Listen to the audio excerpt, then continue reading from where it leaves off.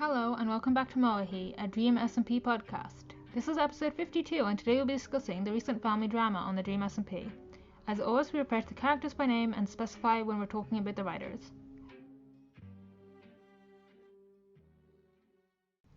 Hey, we're back! We're back! There's just two of us today and it is kind of late for me, so we'll just be doing a short episode, about half an hour instead of an hour. Yep. But we do have some stuff to talk about. There was lore. Right after we recorded. Okay, so I'm just gonna go through this real quick. So we're mainly gonna talk about Fundy's lore, but I just want to mention real quick that there was some stuff, like more like lighthearted lore, with like Quackity having a son. Oh my god, I can't believe I forgot about that. Son. I watched it. Okay. With like Village and Sam and stuff. This is so funny because I didn't watch the Fundy lore because I was very busy at the time, and then I watched the Quackity lore, and that was amazing, man.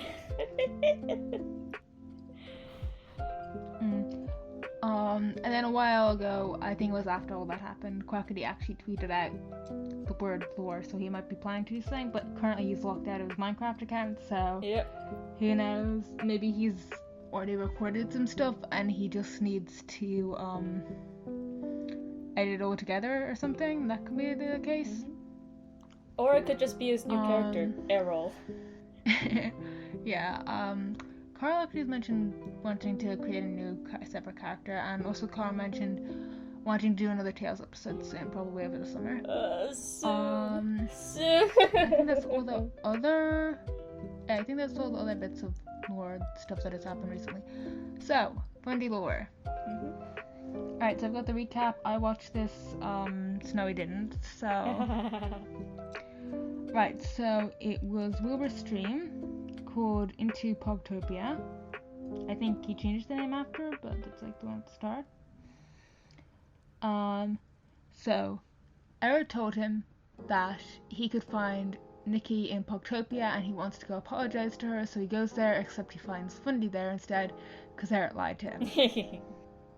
I just find it really funny how it's like, oh, you were looking for Nikki? Here's Fundy, who you really need to talk to, but you seem to be avoiding him for some reason, so I'm gonna force a meeting between you two. Basically, then they kind of start arguing. Fundy gets annoyed at the fact that he talked to Phil, but not him. And mentions that he joined Las Nevadas, which Wilbur is a bit angry about. Wilbur. Then Wilbur suggests to do father-son bonding fishing, which Fundy agrees to. They head towards the community house. Wilbur says that the last thing they did together was building walls, and then says the dream is chill now. They do fishing, they catch cod, then Wilbur catches a salmon, and they decide to stop fishing. They play catch. Wilbur mentions a memory he has from Ghostbur, and says that he remembers good things from Ghostbur. He also mentions a holiday with Tommy. Which, it's kind of interesting because Wilbur hasn't been like entirely consistent with what he remembers. Want to just interject and say, well, actually, this is also part of Apple's rant about how Wilbur just does not seem to know what his character knows. I think a lot of it, the way I interpreted it is like that character Wilbur is pretending to know more than he does based on what other people are saying. Like, he probably does not remember the bad parts of Exile, but from how Tommy was talking about it, he knew it was bad, so he reacted as if he knew that. Because he thinks it's probably what Tommy would want, right? Yeah. Yeah. That makes a lot of sense. He does want to give the impression that he remembers all of it, so that people don't try to like lie to him about what happened. Yeah. I'm hoping that's the case, because otherwise it's just Wilbur's character. And that kind of makes sense of the inconsistencies. Yeah. There's like and stuff like saying like he read stuff in books, and then other times saying that he remembers things. You have perfectly reasonable explanations, but then you go, oh, I read it in a book that doesn't exist, that we'll never see or mention or hear again. Like, what? What? Yeah, so I think he, my personal interpretation of it is that he only remembers the good memories from Ghost Tour, but he uses the actions and like reactions of others to try and guess what the rest of it was. Yeah. I just, that feels better than just Wilbur. His character's consistent, his knowledge isn't consistent, and that bothers me a lot. Okay, so then Fundy and Wilbur start talking about Fundy's childhood. Wilbur says baby Fundy hated everyone and loved planes, and then Fundy says that Wilbur forced him to eat on the ground on all fours, which Wilbur says he does not remember. He said it was a long time ago, and Fundy's 26 or 27 now, and Fundy says he's 22. Wilbur says time goes by quicker when you're dead. Fundy asks if that's why he has a white streak of hair. Wilbur says it's different. They stop on the bridge to talk. Wilbur says having a family was great. Fundy says until it wasn't. He says Wilbur was there until he just left without a note. Fundy says he was part of everything, but he wasn't cared about. He says he'll join something hoping they'll care, and then it will fall apart and they'll leave him. Which, yeah, that's... It happened with Lemamberg, it happened with Mamberg, it happened with New Lemamberg. Fundy was there for all of it, but nobody remembers him. He says he was always there, no one cared. Wilbur says he cared and apologizes, saying he shouldn't have forced Fundy to do everything in search of family. Wilbur says he's happy that Fundy found something in Las Nevadas. Fundy says he appreciates that Wilbur's growing up. They fist bump. Fundy says he doesn't forgive Wilbur, but that he's glad Wilbur accepts that he fucked up, but he isn't okay with Wilbur and doesn't want to see him ever. Fundy says he moved away from everything because he knew Wilbur would be back. Wilbur says that isn't self-help, it's just harmful. Fundy tells Wilbur he doesn't want to see him and asks him to leave. Wilbur tells Fundy see you around, then walks away, and Fundy jumps off the bridge and dies. By the way, for anyone listening, that was from Unbiased Lore, which is a Twitter recap account. They are very good. Check them out if you ever want to get a recap before. If you can't find one for Finding Joy. So the part where he catches his salmon. I'm sorry. It's still canon. It's still canon. I don't know if I want to apologize, but Cursed Lore is still canon, guys. So I actually have this. I have this little thing where I want to try and uncurse the lore, because Fundy's tried to explain the reason why he's older when he was young is because he's like a phoenix that got reborn or something. And I feel like an explanation for this would be one night Wilbur got really drunk and fucked up a salmon. Then on his way home, he ran over Fundy on the cameravan. He got out, walked over, stubbed his toe, and has stubbed his big toe on something that made it swell. And then he looks at his big toe. He looks at Fundy, who just got killed and reborn like a phoenix into a baby fox, and he thinks it's like, oh, this must be my asexual one night stand love child from the salmon I just fucked earlier, and takes him home. I'm sorry. I'm so sorry. Cursed Lore is cursed. Cursed Lore is cursed.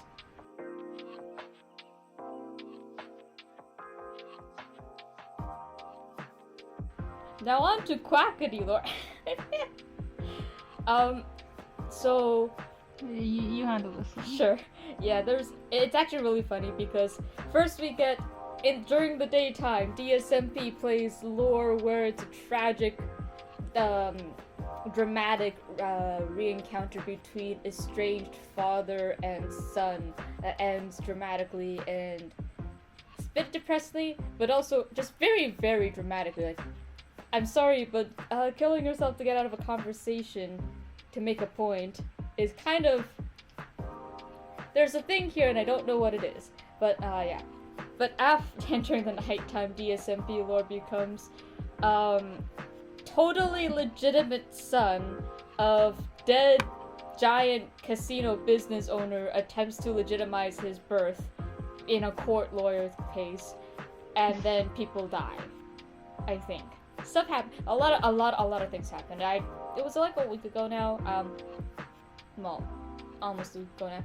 But it's just there's a lot of shit happened during that stream, and it was just so as you guys might know, Quackity's actually been banned from his own account.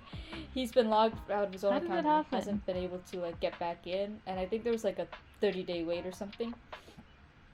So he's logged in. Was it Kyle HQ? Was that his? I think so. Honestly, I didn't watch it, but people talk about it. Fair enough. Now yeah, so on the Dream SMP, and I think Foolish was streaming. While Foolish was streaming, they're in call together, they're talking about how Quackity's been banned from the Dream SMP, and then Quackity gets a second account called Kyle HQ, and Dream lets, because Dream's in the chat, Dream lets him into the SMP, and Kyle HQ starts going around and saying, I missed the first part, but I think Kyle got married to Foolish for tax benefits, and then Kyle starts going around saying, okay, so my father, I am totally the legitimate son of Quackity, and my father is now dead, and Kyle is like older than Quackity. Cursed Laura's cursed. But so they're wandering around, and it goes to see Las Nevadas, and Actually, wait, no, doesn't Quackity actually have a thing where he's like super old because he spent like 30 years in juvie? His age is in duck years. I mean, in duck years, he's like 80 something. Yeah, because there's a whole thing where it's like his 87th birthday or something. Yeah, the in casino opening, and it never opened. Yeah, I think he has like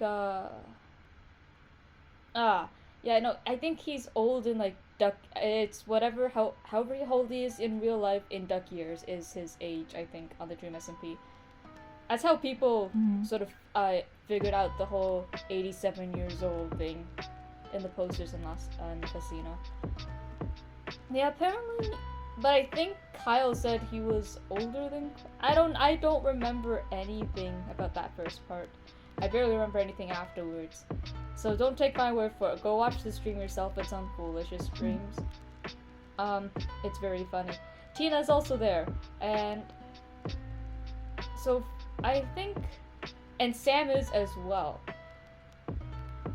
And I think we learned from Kyle or someone that Quackity has died. Kyle has never seen his father. And one of the bits is he walks up to a picture of Quackity and starts kissing him on the mouth. Why is that the only thing I remember? And Foolish starts freaking out and it's like, Kyle, that's your dad! Yeah, they walk around the server a little bit, and I think they head to Las Nevadas. I'm not sure. Eventually, Kyle says because he is totally the legitimate son of Quackity, that he inherits everything of Quackity's, including Las Nevadas, because he is the son, totally legitimate. And Sam goes like, well, actually, Quackity left everything with me when he died.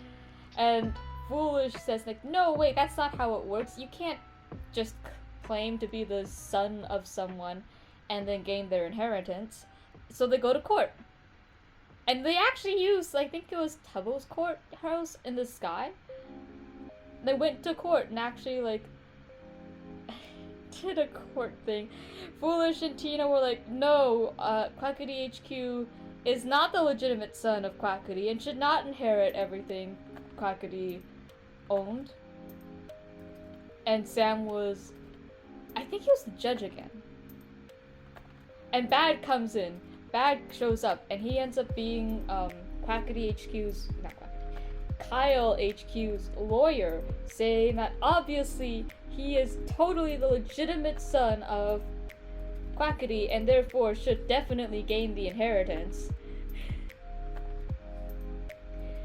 And some point in time, I think Kyle HQ started smoking or snorting medicinal cocaine.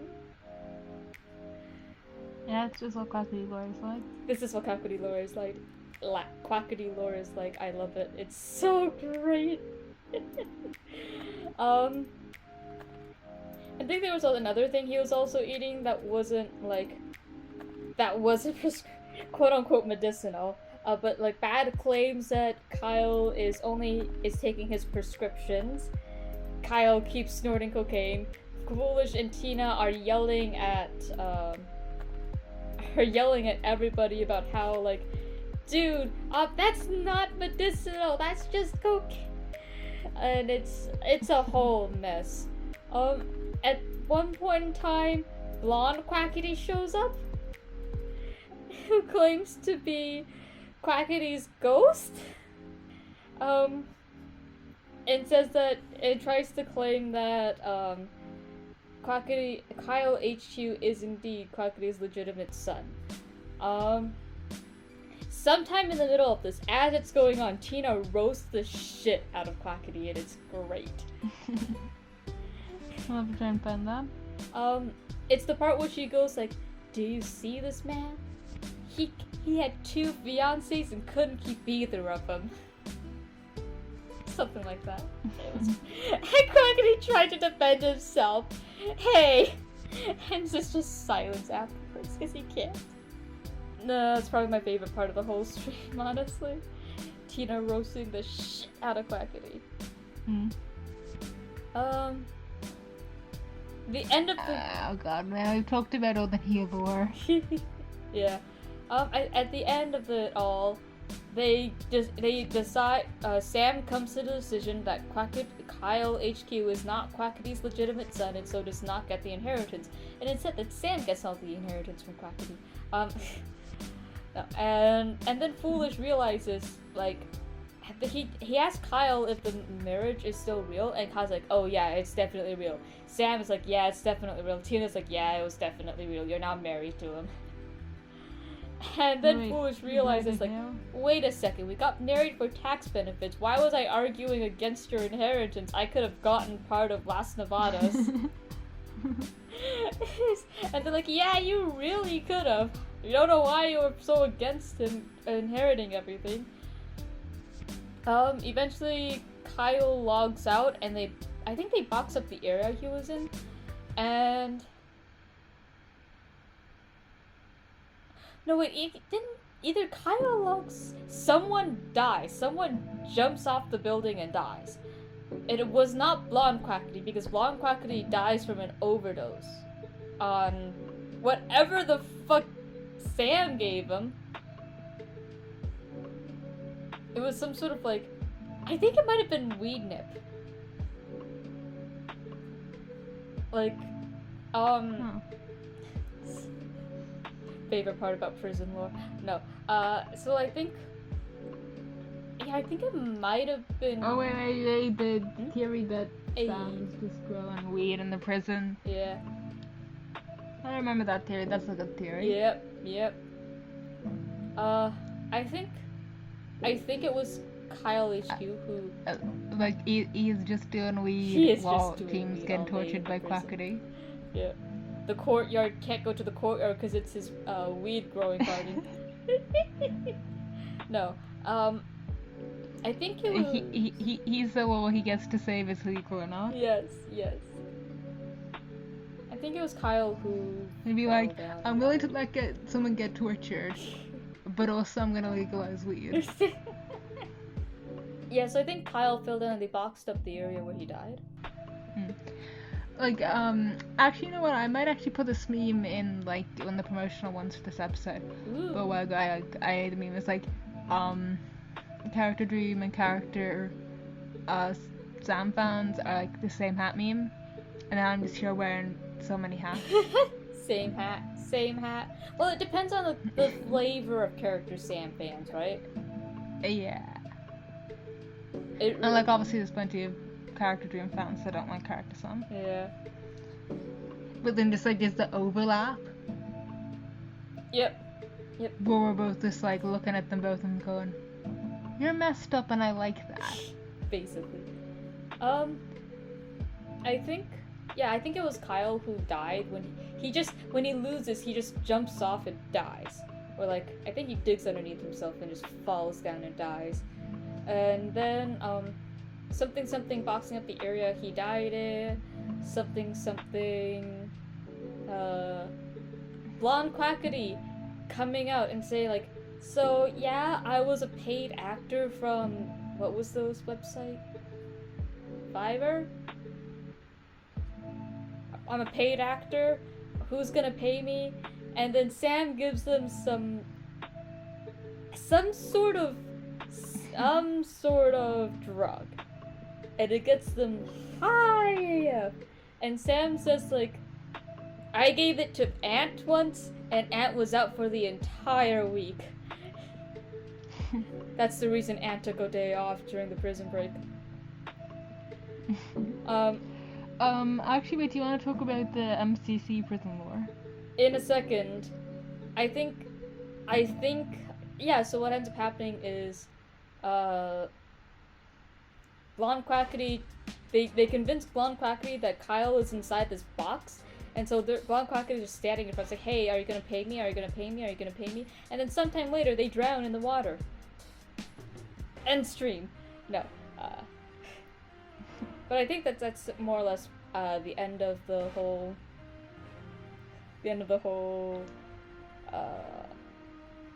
Oh, I just realized Bad was drinking alcohol the entire time in the background as this was happening. You just hear him chugging as a, or whatever the Minecraft sound for water drinking is like. You just hear him chugging alcohol in the background. It is amazing.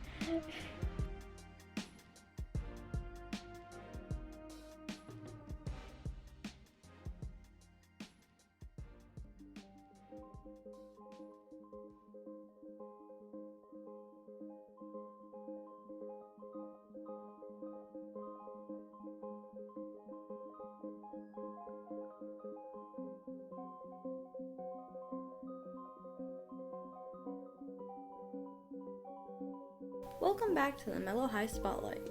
This week we'll be focusing on a Dream SMP fanfic writer, Agul from Archive of Our Own.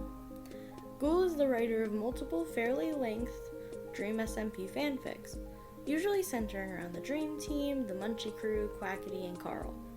Perhaps their currently most well-known piece of writing is No Rest for the Wicked, an ongoing fantasy drama series that ties in elements of Manhunt, the Dream SMP, as well as an abundance of well-made world building of Ghoul's own creation. They have mixed up a lot of what we know about a character's backstory from the Dream SMP and then added their own personal twist on it to make a really unique world that has a lot going for it. You can check them out at Agul on Archive of Our Own, which I highly recommend, with either No Rest for the Wicked or one of their other great fanfictions. If you know any fan content creators for the Dream SMP, whether it be an artist, writer, theorist, or some other kind of creation, make sure to let us know by joining our Discord, adding us on Twitter, or leaving a comment in our YouTube section. Thanks, and enjoy the rest of the episode!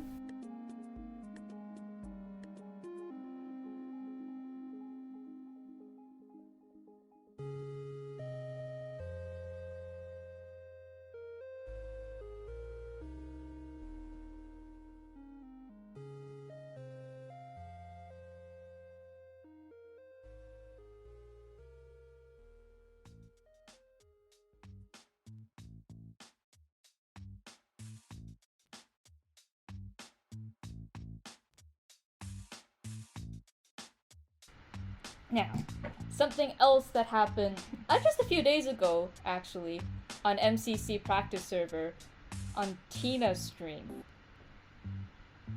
We got a prison lore bit from Sam in Dream, and it was like, it was definitely a bit, but it was also like, why was Sam in character so badly?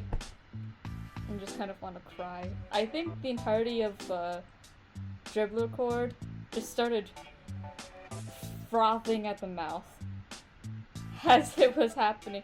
I'm really sad because it was one of Tina's really long 7-hour streams, and I fell asleep to it So I watched it afterwards, but I didn't get to see it live. I didn't actually watch it, but I saw some cuts from it, and I think it is like great from the perspective of telling us how the content creators see that arc going down, especially since so much of it wasn't seen by the audience. Yeah. I'm just I What was it? Where's the? Don't Who's look at the me. one Go look who at the liked, wall. No. Finding Joy or someone. He posted like the list of quotes from it. Yeah. No snackies. Oh god, it's all clogged up with MCC stuff. I gotta scroll through all the MCC stuff. No snackies. Only wall and interrogation. He does it in such a serious voice too. That's hilarious. For you. And then Sam pulls out a sword and goes, "It's time, do you Dream." remember who wrote that? Do you remember who posted that? So help me find out. So for those of you who aren't aware, during Tina's stream, Dream asks Tina to show his POV, aka they just swap accounts. So Dream's out there on Tina's account doing parkour in Parkour Warriors, and Tina is playing as Dream, and then somehow, Scott TP's Dream, quote unquote, and Sam to this little interrogation room on the MCC practice server, and they just start role-playing freaking the prison on the MCC practice server. There's a chair and everything, and so like Dream can't see what's happening, so he's just like he's slightly confused. Okay, I found it. Hey. Apple posted it. Partial transcription of the prison deal roleplay week on the MCC practice server because I'm insane and accept lore crumbs in any form. Me. Dream in an exaggerated sad voice. I'm back in jail. This is PTSD for my jail time. Yeah. And it sounds like, oh my god, yes, Scott. Can I be the warden of this prison? Dream, this is my interrogation. Dream, sit down. Dream, sit down at the seat. Dream. This is literally just like the real prison. I'm having flashbacks right now. What did you do to Tommy, Dream? Nothing. I did nothing. You did nothing? Seems convenient. It is conveniently true. Well, why did you have me build this entire prison, Dream? What was the point of this prison, Dream? For MCC, no gooders. MCC, You're no right. gooders. It's why we had to make it inescapable. It was a good plan, wasn't it? Yes, convenient that you left out the part, Art, that you put me in charge because you trust me the most. Convenient. Not over that. I'm gonna type my responses in chat instead of saying them out loud because I want to. Fine, Dream, fine. If you want to eat, you could have just said so. Hey, Dream. Tina in chat. Snack, please. Snack? There's no snacks for prisoners. How dare you? Tina in chat, sad face. That's what I thought. Brownie face as expected. Please, Sam. No, Dream, no. No snackies, only wool interrogation for you. And raw potatoes. It's major cheats steak into Tina's inventory. In chat, he has steak. No steak. This is my interrogation room. Oh my god, this is a weird bit you're doing, Dream. Raw potatoes only. Remove these steaks. What is happening here? And Tina switches from a salted steak to one potato. That's better, that's more like it. Remember when I wanted to put the cow cooker, Dream? Remember that? Yes, kinda. Yeah, and you didn't let me do that because you wanted to do the potatoes instead. Now you're enjoying those potatoes that you worked so hard for. Dream, why are you doing all this? Because I'm angry. Who are you angry at, Dream? Who and why? You're getting dizzy just remembering how angry you are, Dream, aren't you? Guess what? What is this, dude? This is, you don't even remember why you're angry. Sam accuses Dream. You direct Tina. I'll bring the drugs into the prison and demands that he return them. Scott gave you the drugs in my prison? No, it was in the potato. Maybe, I mean. No, my potatoes are clean. How dare you accuse my potatoes of not being clean? Dream, it's time. Pulls out a diamond sword. And that's all there is. Like, Scott. And yeah, like... Scott put blindness and then put, like, dizziness on Dream, not Tina, Dream. No snackies, only for an interrogation. My favorite quote. That's just like, that's just Sam in the prison arc, just in a nutshell.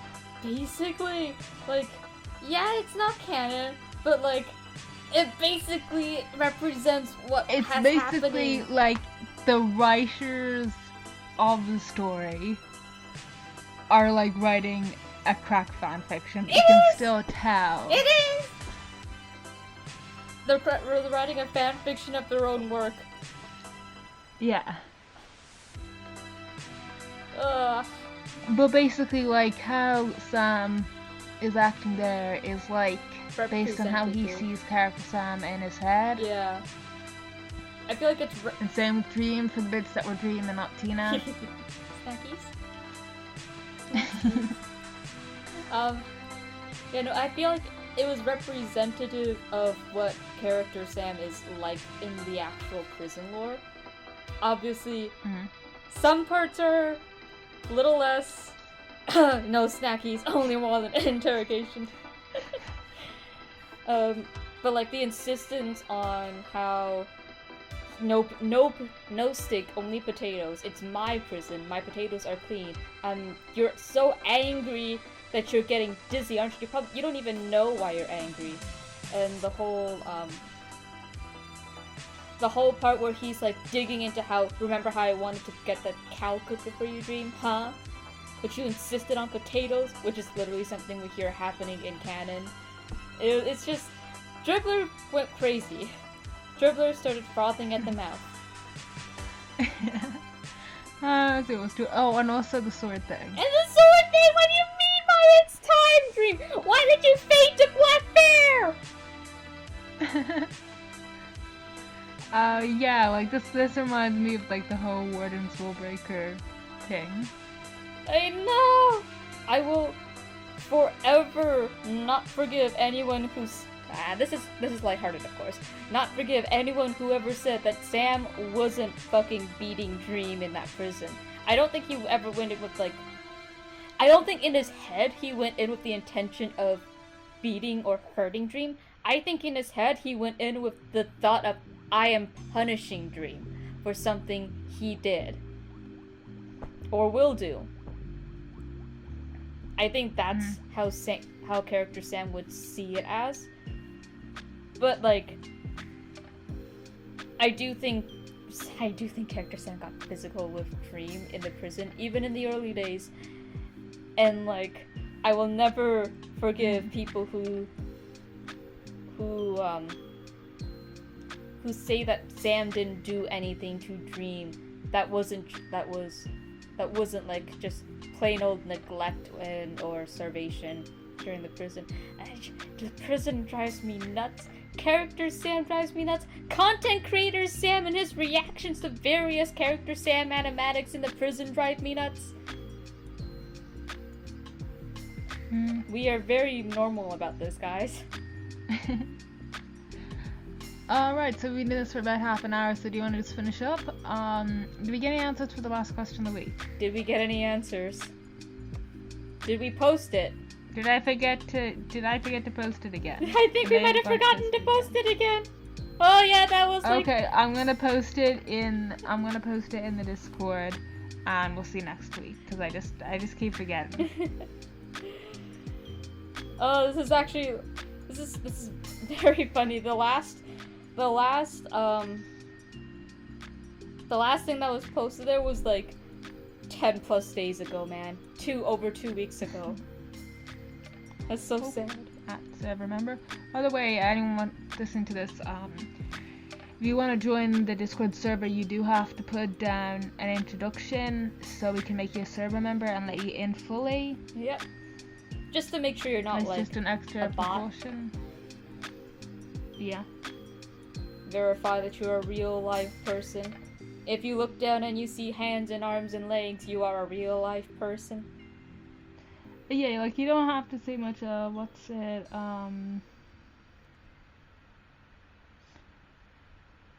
It's like name, pronouns, then optional. You can just say like your favorite character or characters, how you got into the Dream SMP, and the like self-promotion, like put down your Twitter or whatever if you make art or fanfic. Yeah, if you want people to know what your socials are, you can put it there. You don't have to.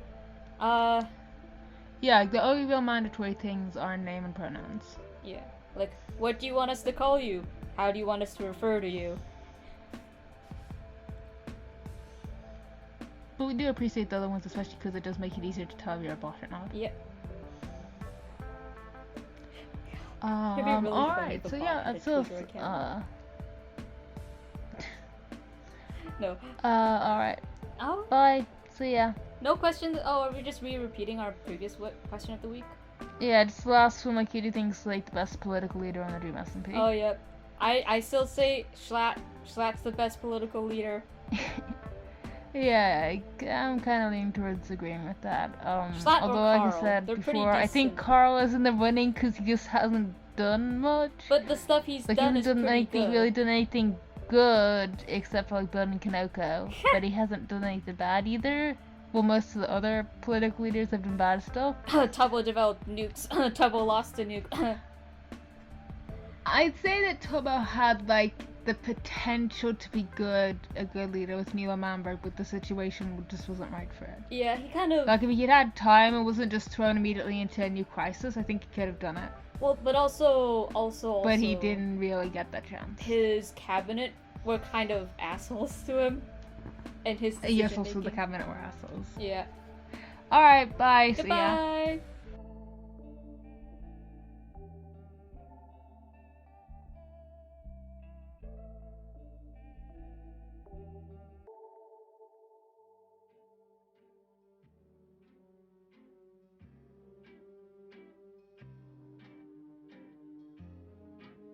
Well, thanks for listening to the 32nd episode of Mellohi, and we hope you enjoyed it. If there's any topic you'd like to hear us discuss, feel free to leave a comment or find us on Twitter at Mellohi Podcast. You can also ask us questions or just get updates about new episodes. We also have a Discord server that you can find a link to in the description. See you next time!